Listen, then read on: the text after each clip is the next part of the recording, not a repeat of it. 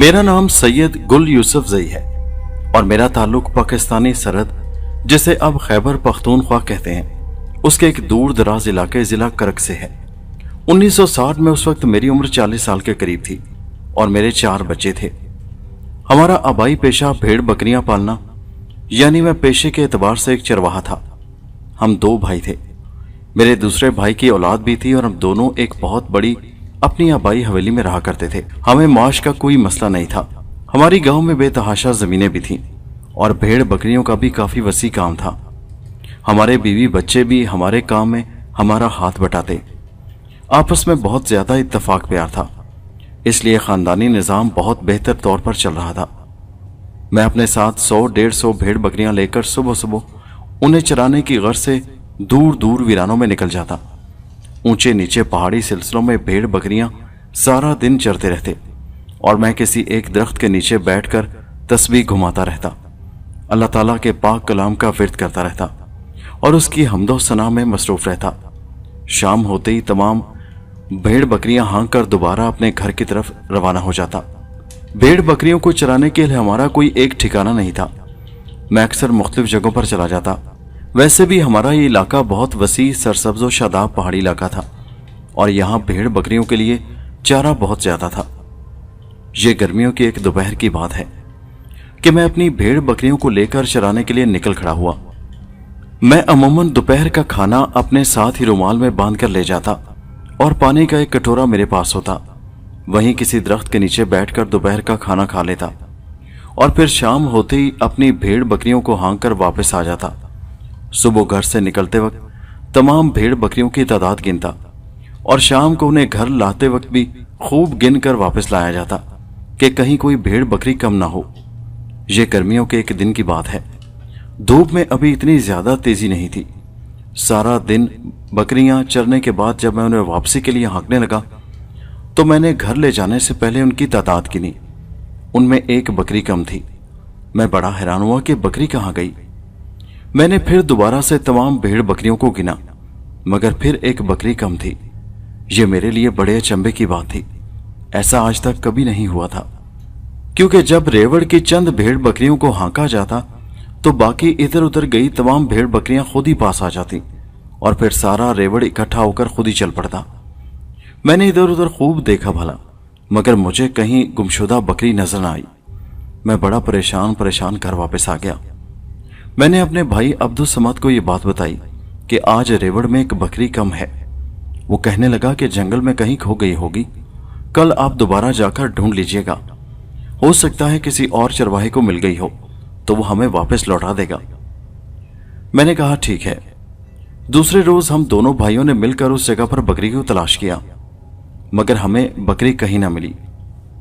दूसरे चरवाहों से भी पूछा, मगर उन्होंने भी इनकार में सर हिला दिया। गांव के कुछ और चरवाहे भी थे जो दूसरी सिमतों में जाकर अपनी भेड़ बकरियां चराते थे। सबसे पूछा, मगर सब ने कहा कि हमारे पास तो ऐसी तुम्हारी कोई बकरी नहीं। कहने लगे तुम्हारी तरफ वीराना बहुत ज्यादा है, जिस तरफ तुम भेड़ बकरियां लेकर जाते हो सकता है तुम्हारी बकरी कहीं वीराने में दूर निकल गई हो, लिहाजा जाकर तसल्ली से ढूंढो। हम दोनों भाइयों ने सारा दिन बकरी को तलाश किया, मगर बकरी हमें ना मिलनी थी और ना मिली। मायूस होकर हम वापस आ गए। आहिस्ता आहिस्ता हम उस बकरी को भूल गए। जाहिर है इसके सिवा कोई चारा कार भी नहीं था। मगर एक हफ्ते के बाद फिर वैसा ही वाकया रुनमा हुआ। अब की बार फिर एक बकरी कम थी। मैं बड़ा हैरान था। मैंने फिर शाम को जाकर अपने भाई को बताया तो वो भी हैरान हुआ और कहने लगा, ऐसा कैसे हो सकता है? हमारी बकरी आखिर कौन ले गया? ये दूसरी बकरी है जो हमारी गुम हो चुकी है। चले देखें क्या होता है। अगले रोज मेरे भाई ने एक तरकीब मुझे बताई। कहने लगा, अब तुम सिर्फ 10 बकरियां लेकर जाना, बाकी बकरियां मैं गांव की दूसरी सिमत ले जाता हूं। अब इन 10 बकरियों पर खूब नजर रखना। कुछ दिन ऐसा ही करके देखते हैं, फिर मालूम पड़ेगा कि 10 बकरियों में से एक बकरी कहां गुम हो गई, कौन उसे चुरा कर ले जाता है। थोड़ी बकरियों पर नजर रखना बहुत आसान होगा। मैंने उसकी तरकीब से इत्तफाक किया और 10 बकरियां लेकर रोजाना चराने के लिए ले जाने लगा। लेकिन फिर वैसा ही वाकया रुनमा हुआ। 4 दिन के बाद उन 10 में से एक बकरी फिर गायब थी। अब तो हम दोनों भाई बड़े परेशान हुए। ये हमारा कारोबार था, हमारा रिज़्क रोज़ी का वसीला था और ऐसा नुकसान हम बर्दाश्त नहीं कर सकते थे। मेरा भाई अब्दुल समद और मैं दोनों सर जोड़कर बैठ गए और सोचने लगे कि इस बात का हल कैसे तलाश किया जाए। आखिर चोर को कैसे ढूंढा जाए, कौन हमारी बकरियां उठाकर ले जाता है। आखिर खूब सोच विचार के बाद मेरे भाई ने एक ऐसी सलाह मुझे दी जिसे सुनकर मैं आशश कर उठा और तारीफी नजरों से भाई को देखने लगा। मेरे भाई ने कहा था, भाईजान तमाम बकरियों को छोड़ दीजिए, सिर्फ 2 बकरियां लेकर जाइए और उन दोनों बकरियों को आपस में एक बड़ी सी रस्सी के साथ बांध दीजिए ताकि वो एक दूसरे से दूर ना जा सकें। फिर उन दोनों बकरियों पर छुप छुप कर नजर रखिए कि वो कहाँ जाती हैं और कौन उन्हें पकड़ने की कोशिश करता है। वो जिस घाटी में भी जाएं, जिस दरख्त के नीचे जाएं, जहां भी जाएं, आप उनका पीछा करते रहिए। फिर आपको ये देखने में आसानी होगी कि आखिर चोर कौन है। मैंने उसकी बात से इत्तेफाक किया। अगले रोज मैंने 2 बकरियां ली और उनके दरमियान एक लंबी सी रस्सी को बांध दिया। इस तरह करने से दोनों बकरियां एक दूसरे से अलग नहीं हो सकती थी और फिर मैं उन्हें लेकर चराने के लिए निकल खड़ा हुआ। बकरियों को मैंने चरने के लिए वहीं खुला छोड़ दिया। थोड़ी देर बैठा मैं अपने दम दरूद में मसरूफ रहा और फिर उसके बाद मैंने उठकर आहिस्ता आहिस्ता बकरियों का पीछा करना शुरू कर दिया। बकरियां पहले तो इधर उधर घास में मुंह मारती रहीं, फिर ऊंची नीची ढलानों में इधर उधर गुम हो गई, मगर मैं मुसलसल उन पर नजर रखे हुए था। मेरे हाथ में एक डंडा भी था। बकरियां चलते चलते एक टीले का मोड़ मुड़कर दूसरी तरफ चली गईं। मैं भी उनके पीछे पीछे था। मैंने टीले के पीछे छुप कर देखा। बकरियां एक ऐसी जगह पहुंच गई थी जहां चारों तरफ वीराना ही वीराना था। निहायत खौफनाक मंजर था। वो जगह नीची थी और आसपास ऊंची नीची घाटियां थी। दोपहर का वक्त था और ये तो वैसे भी वीराना था। आसपास किसी जी रूह का नामो निशान तक ना था। मैं धीरे धीरे चलता हुआ एक झाड़ी की ओट में हो गया और उन्हें देखने लगा। बकरियां बेफिक्री से घास चर रही थी कि अचानक मैंने सामने के एक टीले से किसी साये को निकलते हुए देखा। उस सारे का सारा साया स्याह रंग के लिबास में मलबूस था और उसके स्याह बाल बिखरे हुए थे। उसकी शक्ल सूरत वाज़ेह तौर पर नजर नहीं आ रही थी। उसके बाहर निकलते ही अचानक बकरियों में खलबली सी मच गई। बकरियां अपनी ऊंची आवाज में मैं करने लगी, मगर उनकी आवाज अगर मैं वहीं अपनी मखसूस जगह पर बैठा होता तो मुझ तक नहीं पहुंच सकती थी। जब वो पहली बकरी को यहां से उठाकर ले गई थी, फिर वो साया थोड़ा और करीब आया तो मैंने उस काले लिबास में लिपटे हुए वजूद को देखकर एक लम्हे के लिए मैं सर से पांव तक लरस गया। वो एक निहायत खौफनाक और भयानक किस्म की एक डायन नुमा औरत थी जिसकी खौफनाक सुर्ख आंखें बकरियों पर जमी हुई थीं। उसने एक बकरी को पकड़ने के लिए आगे हाथ बढ़ाया और बकरी उससे बचने के लिए इधर उधर भागी। बकरी के साथ एक लंबी रस्सी बंधी थी जिसके दूसरे सिरे पर दूसरी बकरी बंधी हुई थी। उस पर भयानक डायन ने जब देखा कि बकरी भाग रही है तो उसने एक ही छलांग में आगे बढ़कर रस्सी को पकड़ लिया और अब वो अपनी हाथों से दोनों बकरियों को अपनी तरफ खींचने लगी। उसके हाथों में बेपनाह ताकत थी। बकरी अभी तक चिल्ला रही थी मगर उसने एक ही झटका दिया और दोनों बकरियां उड़ती हुई जैसे उस डायन के करीब जा गिरी। उसने खौफनाक पंजा आगे बढ़ाकर एक बकरी को अपने पंजे में दबोच लिया। मैं दूर झाड़ी के पीछे खड़ा यह सारा मंजर बड़ी हैरत और खौफ से देख रहा था। मेरा दिल जोर जोर से धक धक कर रहा था और मुझ में इतनी हिम्मत नहीं पड़ रही थी कि मैं आगे बढ़कर बकरियों की कुछ मदद कर सकूं, उस डायन के पंजे से अपनी बकरियां छुड़ा सकूं। वैसे भी उसे मैं क्या कह सकता था। मेरे देखते ही देखते उसने दोनों बकरियों को अपने दोनों बाजुओं के नीचे दबोचा और आन की आन में उन्हें दबोचे वहां से उसी टीले के पीछे एकदम से गायब हो गई। मेरा दिल जोर जोर से धड़क रहा था। मैं सोच भी नहीं सकता था कि इस वीराने में ऐसी भयानक डायन से दिन के वक्त सामना हो जाएगा। यही वो डायन थी, यही वो चोर था जो हमारी बकरियों को उठाकर ले जाती थी और हमारी बकरियां रोज बरोज कम होती जा रही थी। मैं जोर जोर से कलमा पाक का विर्द करता हुआ वहां से वापस घर को भागा। घर पहुंचा, मेरी हालत बहुत खराब हो रही थी। मेरी बीवी मुझसे पूछने लगी, खैरियत तो है, क्या हुआ आपको? मैंने उसे सारा वाकया क्या सुनाया। वो बेचारी भी परेशान हो गई। फिर जल्दी से बच्चे को भेजकर अपने भाई अब्दुल समद को घर बुलवाया और उसे सारी बात बताई। अब्दुल समद ये बात सुनकर बड़ा हैरान और परेशान हुआ और कहने लगा, भाईजान क्या आपको यकीन है कि वो एक डायन थी? हाँ, क्या मैं झूठ बोल रहा हूं? वो बड़ी खौफनाक भयानक नुमा एक चुड़ैल किस्म की औरत है। वो तो औरत है ही नहीं बल्कि चुड़ैल है, डायन है, जो हमारी बकरियों को उठाकर ले जाती है और यकीनन हमारी बकरियों को खा जाती है। मेरा भाई भी बेचारा ये बात सुनकर कुछ डर सा गया था। कहने लगा, भाई इसका हल यही है कि आप जंगल के उस तरफ बकरियों को लेकर मत जाइए, हम गांव के दूसरे सिमत जाया करेंगे। आप जानते हैं कि गांव में बकरियों का सबसे बड़ा रेवड़ हमारा है।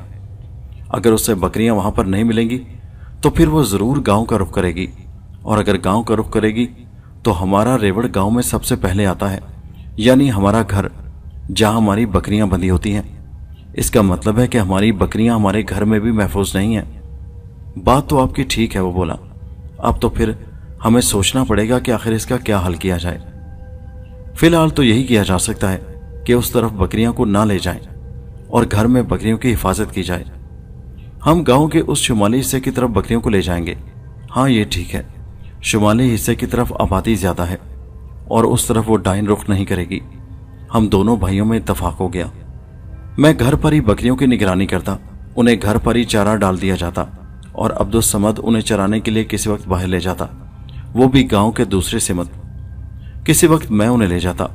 अब हम गांव के उस वीरान हिस्से की तरफ नहीं जाते थे जहां पर हमें उस भयानक डायन का खतरा था। हम दोनों ने गांव में इस बात का जिक्र किसी से भी नहीं किया था। ऐसा करने से हम दोनों भाइयों का खूब मजाक उड़ाया जाता, क्योंकि हम जानते थे कि हमारी बात पर किसी ने यकीन नहीं करना। इसी तरह कुछ रोज गुजर गए और फिर वही हुआ जिसका हमें डर था। हमारा हवेली नुमा घर गांव के उस हिस्से की तरफ था जिसके पिछली तरफ वही वीरान जंगल था जहां मैं बकरियां चराने के लिए ले जाता था। अब ऐसा हुआ कि रात में हमारी रोज एक बकरी गुम होने लगी। ये हमारे लिए बड़ी तशवीशनाक सूरत हाल थी और मुझे 100% यकीन था कि रोज वही डायन हमारे घर से हमारी बकरी को उठा ले जाती है। हम दोनों भाई बहुत खौफजदा थे कि अब उस डायन का मुकाबला कैसे किया जाए। आखिर सोच विचार के बाद हमने गांव के मौलवी साहब को अपने घर पर बुलवाया। हमारे गांव के मौलवी साहब की उम्र 80 साल से भी ज्यादा थी, मगर इतनी उम्र होने के बावजूद अभी तक सेहतमंद थे और नजर भी ठीक तौर पर काम करती थी। बस कुछ बहरे थे, कानों से जरा ऊंचा सुनते थे। हमने उन्हें सारी सूरत हाल बताई और बताया कि किस तरह एक भयानक डायन हमारी बकरियों को रोज उठाकर ले जाती है। पहले तो उसने चरागाह में हमारे रेवड़ पर हमला किया था और अब हमारे घर से भी बकरियां उठाई जाने लगी हैं। खुदा के लिए मौलवी साहब हमारी मदद कीजिए, हम बड़ी मुसीबत में हैं। मौलवी साहब ने हमारी बात बड़ी तवज्जो से सुनी, फिर कहने लगे, ठीक है, मुझे अपनी हवेली के उस हिस्से पर ले चलो जहां पर तुम सब अपनी बकरियों को बांधा करते हो। हम उन्हें हवेली के पिछले हिस्से की तरफ ले गए जहां पर एक खुला फार्म नुमा हिस्सा था जहां पर हमने तमाम भेड़ बकरियों को रखा हुआ था। मौलवी साहब ने पूरे अहाते के तरफ चक्कर लगाया और फिर उन्होंने पढ़ कर कुछ दीवारों पर फूंका और फिर चारों कोनों में एक एक तावीज बांध दिया और कहने लगे, मैंने तुम्हारी भेड़ बकरियों के गिर्द एक हिसार बना दिया है। अब वो तुम्हारे इस घर के अहाते में दाखिल नहीं हो सकेगी, लेकिन फिर भी वो घुसने की कोशिश जरूर करेगी। मैंने पूछा, मौलवी साहब, क्या उस डायन से छुटकारा हासिल करने के लिए कोई मुस्तकिल हल नहीं किया जा सकता? मौलवी साहब कहने लगे, हाँ, किया तो जा सकता है, मगर ये एक मुश्किल अमल होगा और इसमें जान भी जा सकती है और इसमें तुम दोनों भाइयों में से कम एक को मेरा साथ देना होगा। मैंने कहा, हम तैयार हैं, आप बताइए हम आपका किस तरह साथ दे सकते हैं। मौलवी साहब कहने लगे, पहले कुछ रोज तक इन तावीज़ों का असर देखो। अगर फिर भी तुम्हारी बकरियां इसी तरह गायब होती रहीं तो फिर इसके बारे में कुछ और सोचेंगे। और हाँ, अगर उस डायन का मुकम्मल खात्मा करना है तो मुझे कुछ रोज का वक्त दे दो, मैं इसके बारे में कुछ अमल वगैरह करके ही तुम्हें कुछ बता सकता हूं। हमने मौलवी साहब का बहुत शुक्रिया अदा किया। अगले रोज मैं फार्म हाउस की तरफ रात को चारपाई डालकर लेट गया और पहरा देने लगा। अब रात को क्या हुआ कि जब आधी रात हुई तो मैंने देखा कि भेड़ बकरियों में जैसे खलबली सी मच गई। मैं हड़बड़ाकर उठा, डंडा मेरे हाथ में था और मैं अभी कच्ची नींद में ही था, सोया नहीं था, मगर वो डंडा मेरी हिफाजत के लिए काफी नहीं था। मैंने देखा कि हमारी हवेली के बैरूनी दीवार के पास एक बहुत लंबा सा साया नजर आया। वो साया इतना लंबा था कि उसे देखकर मुझे खौफ सा आने लगा। चांद की चांदनी में मैंने उस काले रंग के साए को देखा जो लगता था कि आसमानों तक लंबा हो गया है। वो वही भयानक डायन थी जो हमारी हवेली के दीवार के दूसरी तरफ खड़ी थी اور حویلی کے اندر داخل ہونا چاہتی تھی، مگر شاید وہ تعویذوں اور اس دم کی وجہ سے دیوار کے اندر نہیں آ سکتی تھی۔ اور پھر میں نے دیکھا کہ وہ بار بار ایک ہاتھ اندر بڑھا کر کسی بکری کو اٹھانے کی کوشش کرتی، مگر پھر ایک جھٹکے سے اپنا ہاتھ پیچھے کر لیتی۔ میں سمجھ گیا کہ بلا شبہ یہ تعویذوں کا ہی اثر تھا، مگر ادھر بکریوں میں ہلچل سی مچی ہوئی تھی۔ بکریاں شور مچا رہی تھی۔ کچھ دیر وہ بکری کو اٹھانے کی کوشش کرتی رہی، مگر مایوس ہو کر وہ آہستہ آہستہ سایہ چھوٹا ہونے لگا اور چھوٹا ہوتے ہوتے دیوار کے پیچھے جیسے غائب ہو گیا۔ اگلے روز صبح کے وقت میں نے بھاگم بھاگ مولوی صاحب کو اطلاع دی۔ مولوی صاحب کہنے لگے، ہاں میاں، اس کا مطلب ہے کہ تعویذ کام کر گئے، بس مجھے ایک دن کا وقت اور دو، میں اس بھیانک ڈائن سے چھٹکارا حاصل کرنے کے لیے تمہاری ضرور مدد کروں گا۔ اگلی رات پھر سکون ہی رہا، مجھے وہ ڈائن دوبارہ نظر نہ آئی، مگر تیسری رات مولوی صاحب بذات خود ہماری حویلی میں موجود تھے۔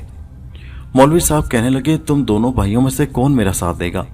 آپ حکم کیجئے مولوی صاحب، ہم دونوں حاضر ہیں۔ میرا چھوٹا بھائی کہنے لگا، مولوی صاحب کی ہدایت پر میں عمل کروں گا، آپ بتائیے مولوی صاحب، میں نے کہا۔ مولوی صاحب کہنے لگے، آج رات میں تم دونوں کے ساتھ یہی رہوں گا، تم میں سے ایک بھائی کو یہ پانی اس ڈائن پر ڈالنا ہوگا، یہ پانی دم کیا ہوا ہے، تم اس پانی کی بوتل کو پکڑ کر اس دیوار کے سائے میں چھپے رہنا جہاں سے وہ نمودار ہوتی ہے، اور جیسے ہی میں اشارہ کروں یہ پانی اس پر پھینک دینا ہے، بس پھر تماشا دیکھنا، مگر اس میں بہت احتیاط سے کام لینا ہوگا، تمہاری جان کو بھی خطرہ ہو سکتا ہے۔ میں نے اپنے چھوٹے بھائی کو بہت سمجھایا مگر نہیں مانا، وہ اس بات پر اڑا رہا کہ یہ وہ کام خود ہی سر انجام دے گا۔ میں اور مولوی صاحب دونوں حویلی کے صحن میں چارپائیاں ڈال کر لیٹ گئے۔ سامنے ساری بھیڑ بکریاں بندھی ہوئی تھی اور بڑے آرام سے بیٹھی جگالی کر رہی تھی۔ میں اور مولوی صاحب کچھ دیر باتیں کرتے رہے اور پھر ایسے چادریں اوڑھ کر لیٹ گئے جیسے ہم سو رہے ہوں، لیکن ہم دونوں ہی جاگ رہے تھے اور خبردار تھے۔ رات آہستہ آہستہ گزر رہی تھی اور پھر جیسے ہی رات کا 1 بجا، اچانک بھیڑ بکریوں میں کھلبلی سی مچ گئی۔ بکریاں اٹھ اٹھ کر رسیاں توڑانے لگی، ایسا لگتا تھا جیسے انہوں نے کوئی بڑی بھیانک چیز دیکھ لی ہو۔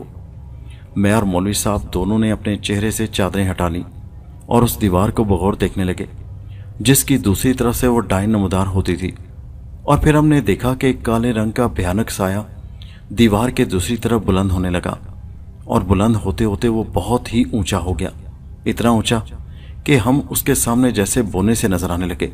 پھر اس سائے نے ایک کالا سیاہ لمبا ہاتھ بڑھا کر صحن کے اندر سے بکری کو اٹھانا چاہا، مگر ایک جھٹکا کھا کر پیچھے ہٹ گئی اور اس کے منہ سے ایک عجیب سی غراہٹ نکلی۔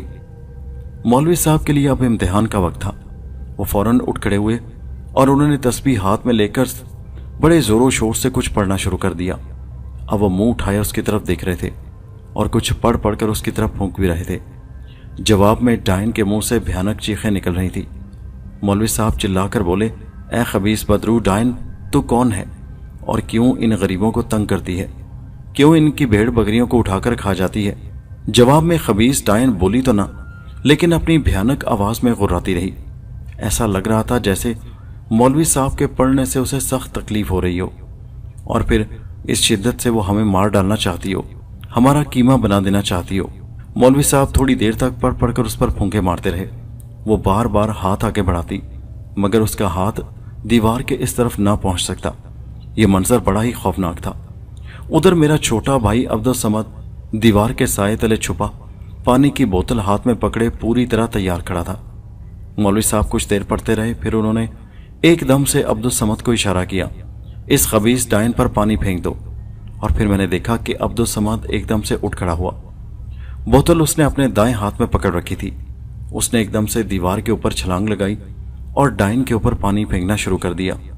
اسی وقت ڈائن کا دایاں ہاتھ لہرایا اور اس نے اتنی زور سے عبدالصمد کو تھپڑ مارتے ہوئے دھکیلا کہ عبدالصمد کسی تنکے کی طرح اڑتا ہوا دیوار کے دوسری طرف جا پڑا، لیکن اس دوران بوتل کا وہ پانی اس بدرو ڈائن پر پھینک چکا تھا اور ڈائن کے کالے مکرو وجود میں آگ بھڑک اٹھی تھی۔ مجھے عبدالصمد کی فکر ہونے لگی۔ میں دوڑ کر دیوار کی طرف بھاگنے لگا تو مولوی صاحب نے مجھے اشارے سے منع کیا، رک جاؤ رک جاؤ رک جاؤ سعید گل، اس خبیث ڈائن کو خاکستر ہونے دو، اس کو دیکھ لیتے ہیں، عبدالصمد کو بھی دیکھ لیتے ہیں۔ چند لمحے تک اس ڈائن کے وجود میں آگ بھڑکتی رہی اور پھر آہستہ آہستہ اس کا وجود جیسے ہوا میں بکھر گیا۔ अब वहां पर डाइन का नामो निशान तक न था। हर तरफ खामोशी थी। अब बकरियां भी पुरसुकून हो गई थी। मैं और मौलवी साहब फौरन दीवार की तरफ दौड़े। हमने दीवार से दूसरी तरफ झांक कर देखा, अब्दुल समद का जिस्म बेहिस्सो हरकत पड़ा हुआ था। हम दोनों दरवाजे की तरफ भागे। दरवाजे से बाहर निकलकर अब्दुल समद को उठाने की कोशिश की तो ये देखकर मेरी चीख निकल गई। अब्दुल समद मर चुका था, उसकी गर्दन ढलक चुकी थी। डाइन के जोरदार थप्पड़ ने उसकी गर्दन की हड्डी तोड़ डाली थी। मैं धाड़े मार मार कर रोने लगा। मौलवी साहब मुझे तसल्ली देने लगे और बोले, मैंने तुम दोनों से कहा था कि इस काम में जान का खतरा है। अफसोस कि मैं अब्दुल समद की जान न बचा सका, मगर डाइन का किस्सा हमेशा के लिए पाक हो गया। मुझे अपने भाई की मौत का बड़ा दुख था। मौलवी साहब मुझे तसल्लियां देते रहे। अगली सुबह भाई की तदफीन हो गई, नमाज जनाजा हो गया। गांव के लोग डाइन के बारे में सुनकर बड़े खौफजदा हो गए, मगर मौलवी साहब ने उन्हें तसल्ली दी कि डाइन का खात्मा हो चुका है। वक्त गुजरता रहा। मौलवी साहब ने बताया कि हमारे पास चूंकि बेइंतहा वीराने हैं और ऐसी भयानक चीजें वीरानों में ही होती हैं। ये डाइन दरअसल बड़ी होशियारी के साथ लोगों के जानवरों को उठाकर खा जाती थी। इसने इंसानों को शिकार करना इसलिए शुरू नहीं किया था क्योंकि इस तरह इंसान होशियार हो जाते। उसका मकसद यही था कि लंबे अरसे तक इसी तरह जानवरों को खाती रहे और ख़त्म करती रहे और अपनी भूख मिटाती रहे और ख़तरे से महफूज रहे। इसने ज़रूर आसपास के गांव से भी जानवरों को उठाकर खाया होगा, मगर कब तक? अल्लाह की लाठी बेआवाज़ है, उसे उसके जुल्म की सज़ा मिलकर रही। मगर अफसोस है मियाँ कि इसमें तुम्हारे छोटे भाई की जान चली गई। खुदा सबको इन आफतों से महफूज रखे, आमीन।